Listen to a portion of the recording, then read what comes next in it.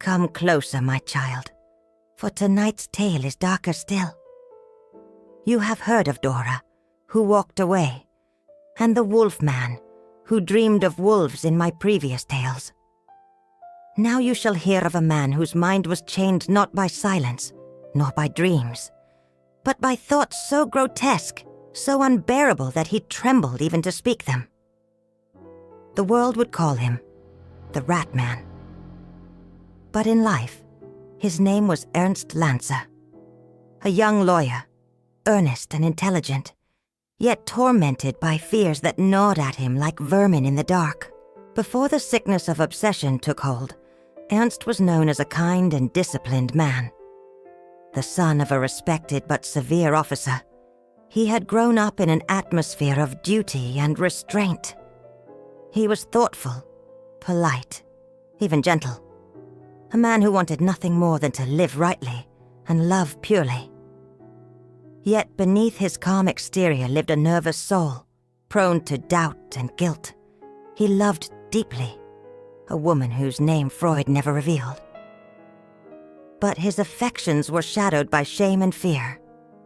Every wish, every joy carried the weight of his father's authority. His mind, once orderly and bright, turned upon itself. By his late 20s, he was a prisoner of his own conscience, a man who thought too much, feared too much, and could no longer tell the difference between care and torment. It was 1907, and Freud had already begun to make his name in Vienna.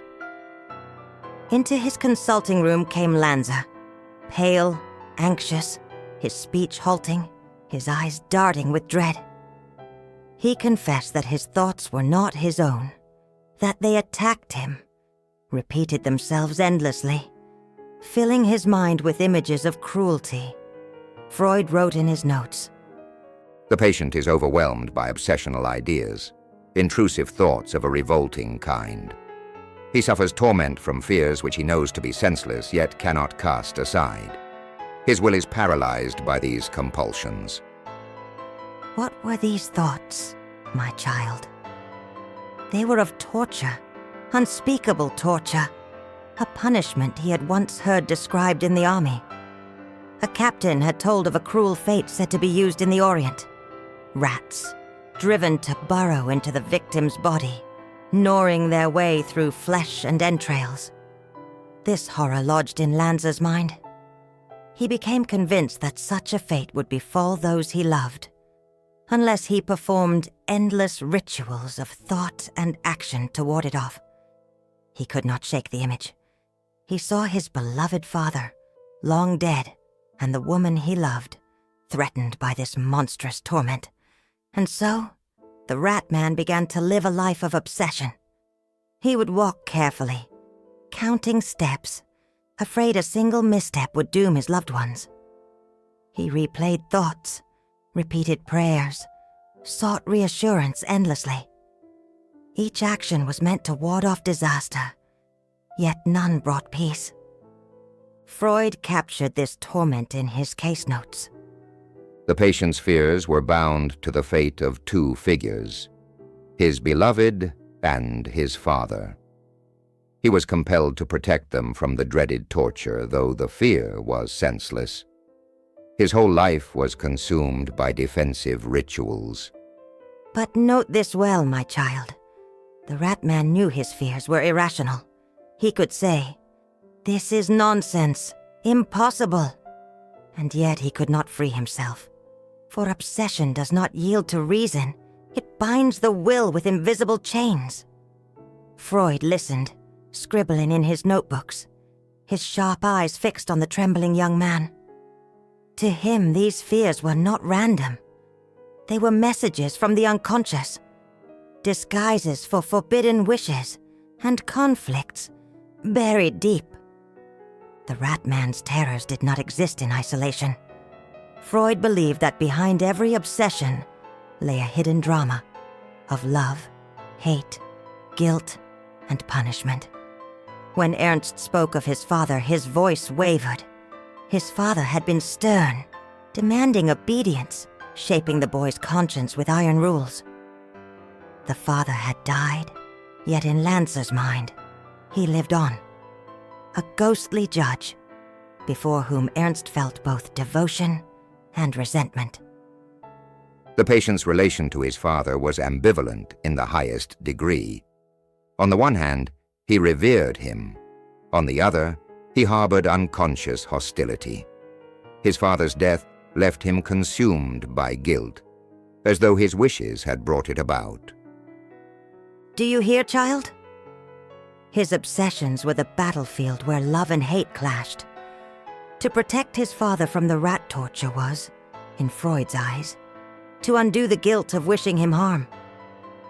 Yet the more he tried to defend his father in thought, the more guilty he felt. For the very need to protect implied he had imagined the harm. The same pattern clung to the woman he loved. Yet his obsessions wove her into the net of torment.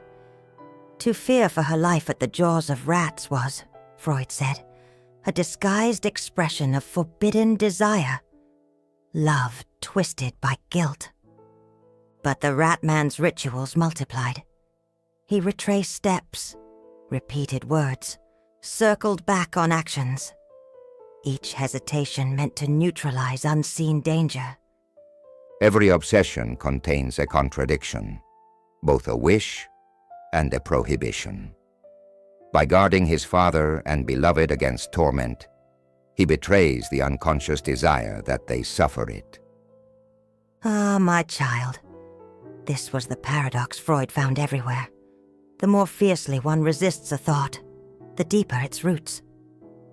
The Ratman's horror of rats, Freud believed, was not only fear, but disguised hostility and repressed desire. Freud told him so bluntly, that his obsessions were not madness, but messages where love and hate twisted together. Freud dug deeper, through memory, confession, and resistance, until the Ratman's mind became an open book, written in the ink of guilt and repression. For obsession is cunning. Even when named, it tightens its grip. Ernst began to fear Freud himself. He saw in him not just a doctor, but another father. Stern, demanding, dangerous. The patient transferred upon me the ambivalence he bore toward his father. At times he saw me as savior, at others as the one who might punish him with the dreaded torture.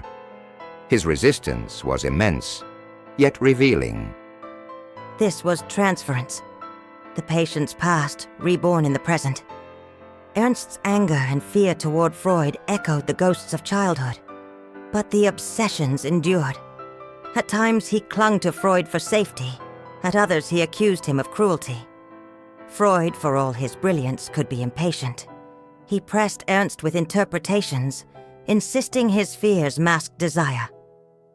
When Ernst protested, "But I do not want these things," Freud replied that denial was proof of repression.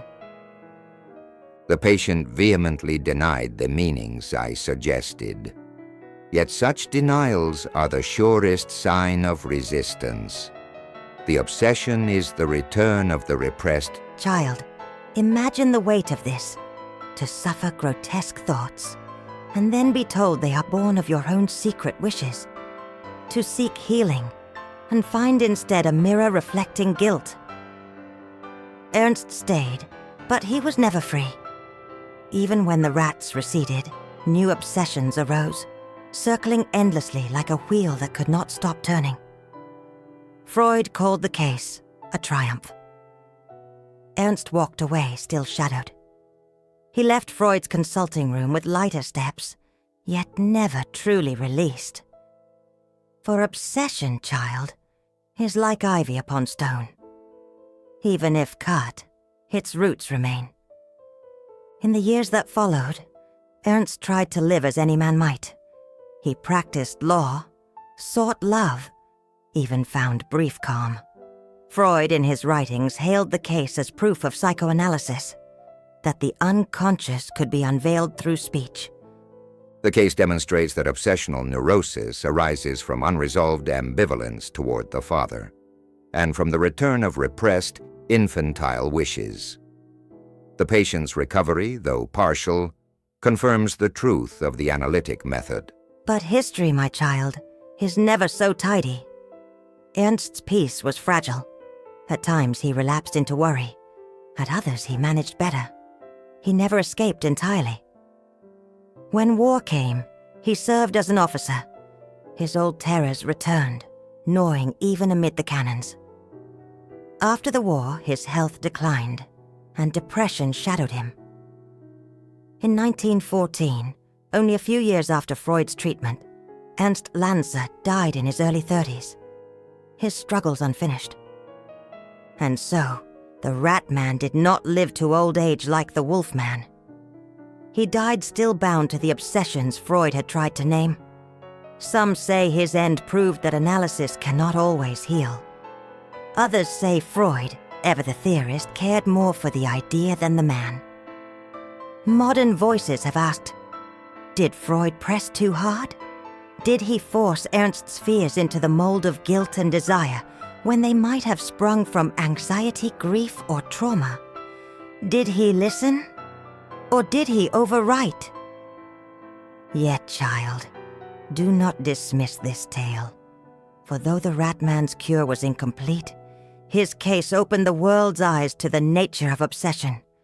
It showed that the mind can be both jailer and prisoner, that thoughts can become chains, that love and hate can dwell together in one heart.